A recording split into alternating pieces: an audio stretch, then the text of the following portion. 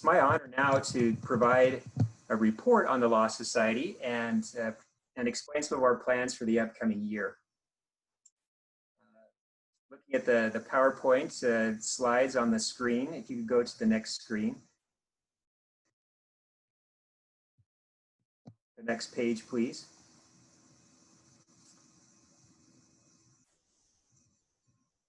There we go.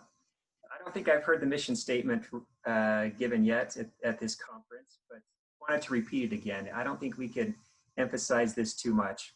We affirm the strength brought to the law by a lawyer's personal religious conviction. We strive through public service and professional excellence to promote fairness and virtue founded upon the rule of law. I love this mission statement, and it is really the foundation of this organization. And I encourage you to continue to read and study and ponder this mission statement. You could go to the next slide. Although the mission statement is stable and solid, and we build upon it, our strategic vision has been changing over the years since 1988 when the Law Society was organized. Currently, this is our strategic vision. The J. Reuben Clark Law Society inspires its members to courageously live their faith in the practice of law, strengthen the law through personal and professional excellence, give public service through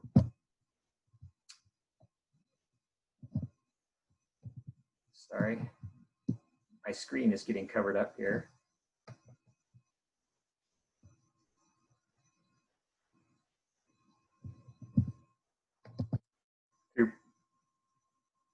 Strengthen the law through personal and professional excellence, give public service, including pro bono or low-cost legal service, and promote religious freedom.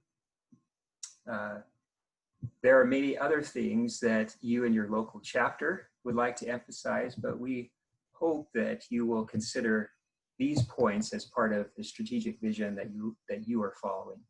Next page. Now, over the past year, we've accomplished so much, even in the midst of a very challenging year. We know that at the local level, all of you have done great things, and we appreciate all of your efforts. At the international level, we've had some objectives that we've been pursuing, and I wanted to report on how we've done on some of those points, just very briefly. The first thing is that we launched a new website, jrcls.org, and a membership database associated with that. This has brought some much needed upgrades to the website and functionality that we feel like will take us ahead for the coming years and provide a great resource for all of us. We want the website to be the hub of communication and a way to draw us together as a society. Now, part of launching that website was to start or restart membership database. So we retired the old database, which had over 12,000 people in it, and we went to 0. And so since the beginning of this year, we've been building, and I checked this morning, we had 3,137 people signed up in the new membership database, and that's exceeding the goals that we had for this point in the year. We're really excited about that, and we appreciate all of your help getting people signed up in the new database. If we could go to the next slide. I noticed that in cross-checking some of the people who registered for this conference that we actually have some of you who haven't created a profile yet. So just to be clear on what's needed, go to the jrcls.org website, which is the left-hand circle there. On the right-hand circle, the top right-hand corner, join now, click on that button, and it provides some steps for you to walk through to create a simple profile, which will include an email that is sent to you, the email you provide, that will confirm that you want to set up this profile. If you want to see an example of a profile that's filled out, you're welcome to search my name, Josh Randall, and see what can be added in a profile. Many of you have created a profile but don't have much information there, and we encourage you to go back and fill that out sometime today, preferably, and you can do it during my presentation. It's the least important presentation of the day, so if you want to take a few minutes and do that right now, that would be great. Go back to the previous slide now.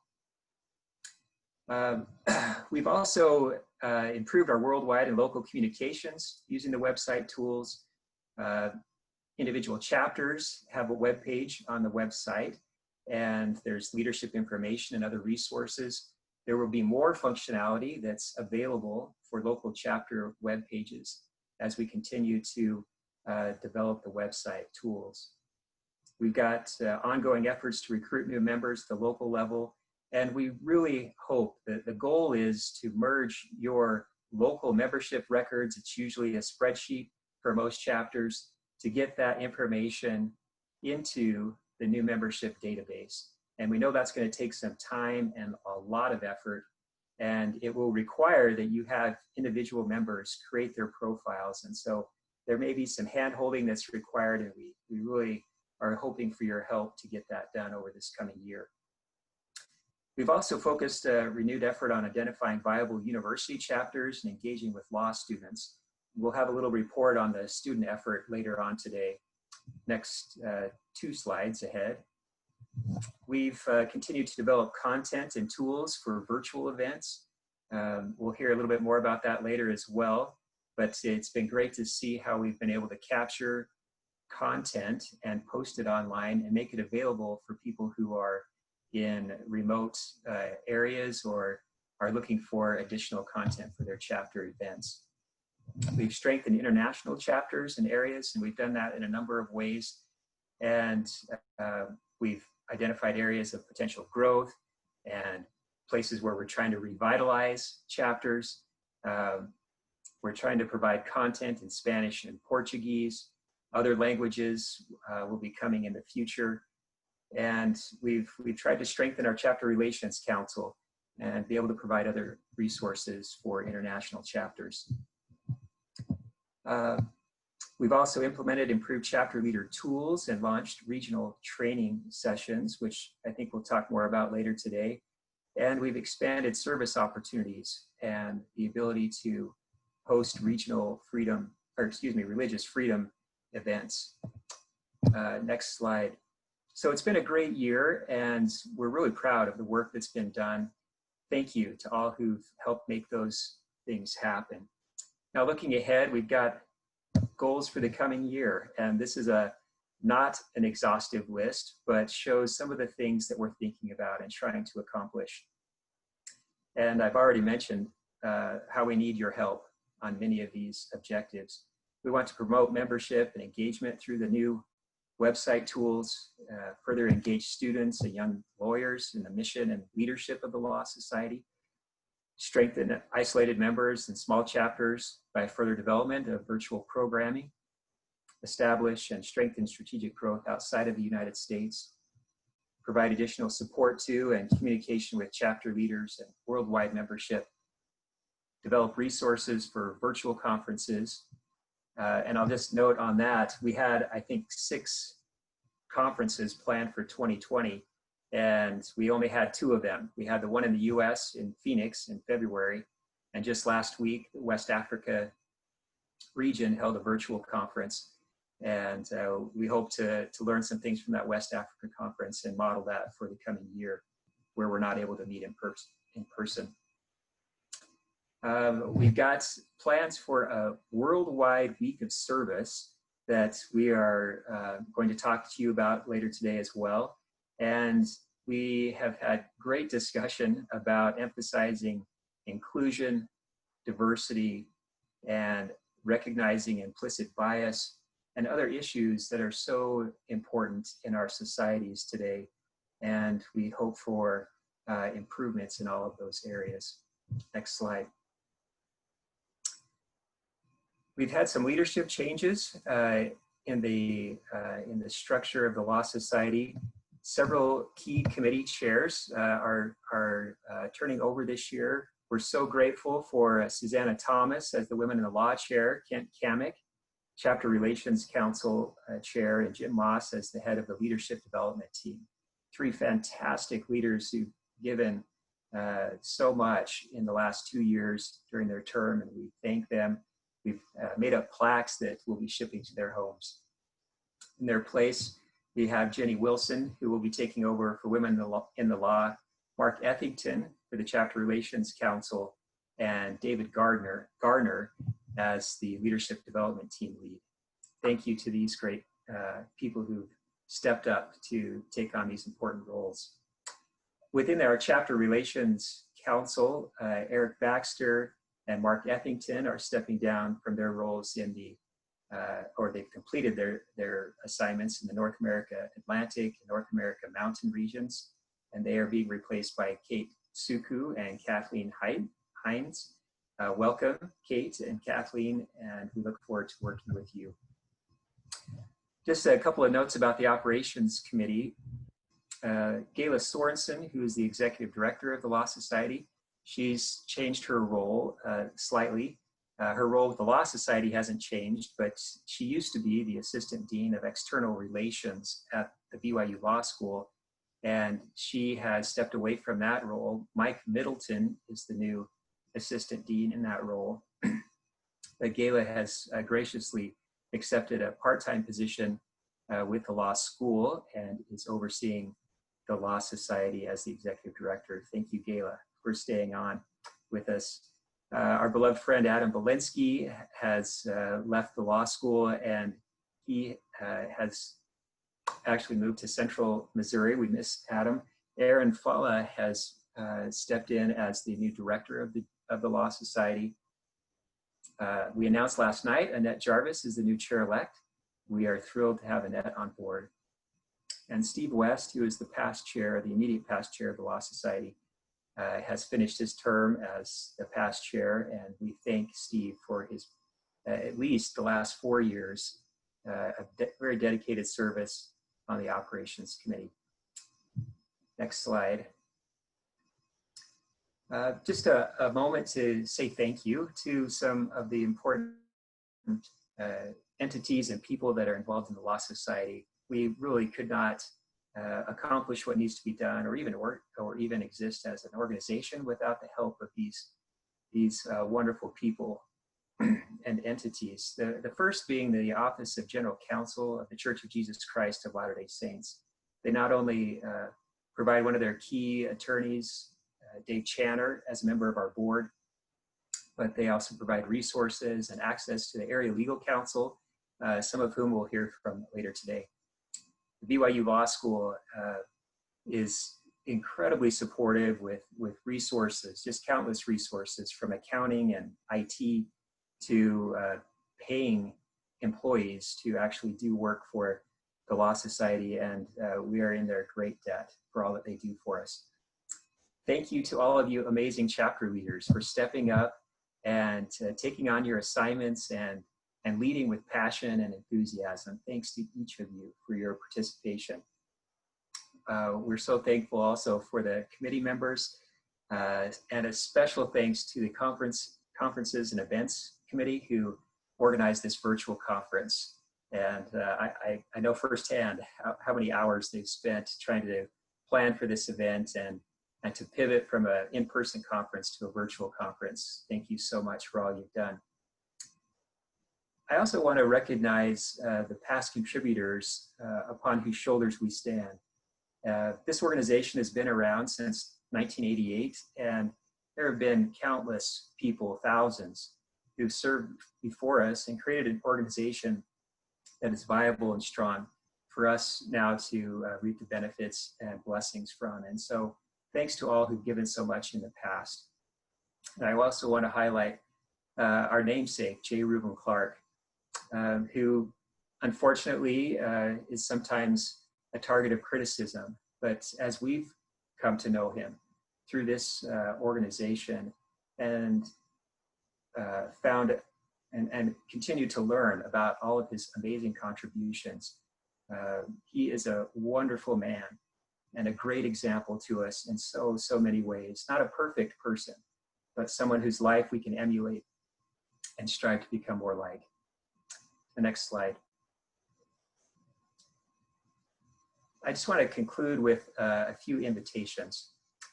And some of these are things you can do individually and some maybe as a chapter, but I really do sincerely hope that you will take these things seriously as a personal invitation from me.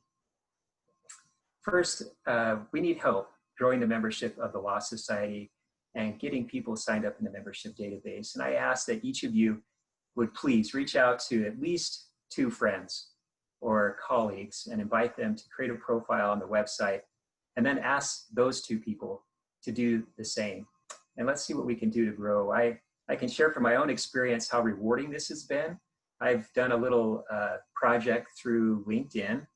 Many of you are probably familiar with LinkedIn, and I've reached out to people who are members of Law Society groups in LinkedIn. And so far, I've extended about 3,000 invitations to people who are members of those groups to join the Law Society, check out the new website, and to engage with us. And you may have received one of those invitations from me. I'm sorry that some of them weren't very personal, but I was trying to reach a lot of people, and I still have about 1,000 to go, and I'm still working on that. And I've had wonderful conversations and responses from hundreds and hundreds of people. And so I can tell you it's worth the effort to reach out and invite. We ask that you also mentor a student or a young law professional.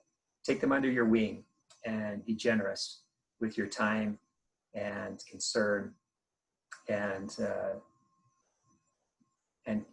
attempts to connect them to your network and the resources that are available to you.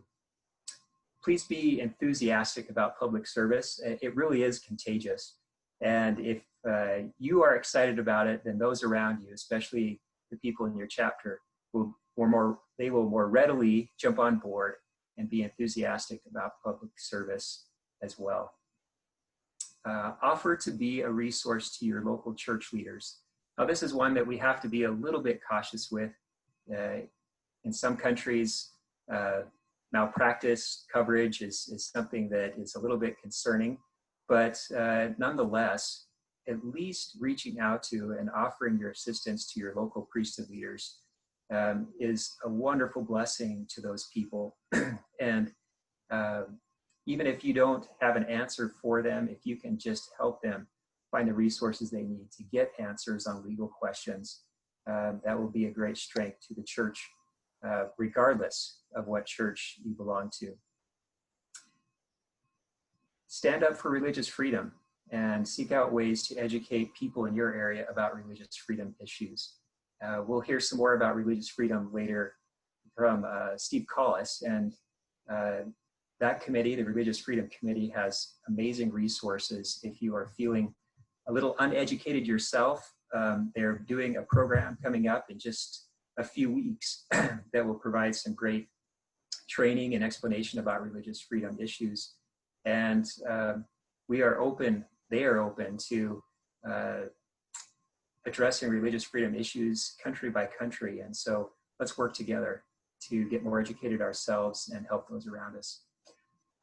Lastly, this is a very religious-based request, but something I feel very strongly about and felt inspired to request that each of you please pray for God's influence on the Law Society and on the people of the world around us. Each of us, we're just one person, right? And at least the way I feel about myself, I feel very inadequate to do the things that Heavenly Father has asked me to do, to fulfill the responsibilities that I have in the Law Society. But I know with God's help that we can do more, that we can do more than we could do on our own, that He will truly bless our efforts, that He will open doors of opportunity. He will literally perform miracles for us. And often, I believe He's waiting for us just to ask for His help. And so please, if you would, consider praying for God's help on a regular basis for the Law Society and the things that we're trying to do. Those are my thoughts for today. I really am excited to hear from the rest of the people on the program today, but if you have questions for me, if you want to talk to me about particular issues, if you have concerns about what I've talked about today or other things that are on your mind in your local chapter or otherwise, feel free to reach out to me. I'll do my best to respond quickly and to find answers for you. We just want to help. We want to help you succeed.